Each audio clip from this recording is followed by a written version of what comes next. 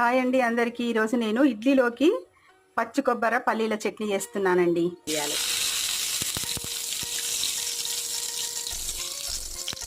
Stove off చేసుకొని ఇందులోనే పచ్చి కొబ్బరి, జీలకర్ర,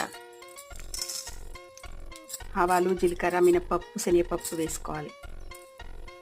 కరివేపాకు, ఇలా కరివేపాకు వేసిన తర్వాత ఒక ఎండుమిర్చి వేసుకొని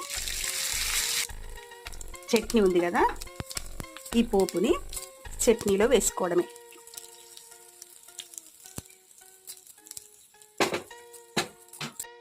అంతే అండి, ఇడ్లీ కొబ్బరి పల్లీల చట్నీ, కరివేపాకు పొడి, ఎంతో టేస్టీ టేస్టీ ఇడ్లీ. ఈరోజు ఏం చేసుకున్నారో కామెంట్ బాక్స్లో చెప్పండి. ఓకే అండి, థ్యాంక్ యూ ఫర్ వాచింగ్.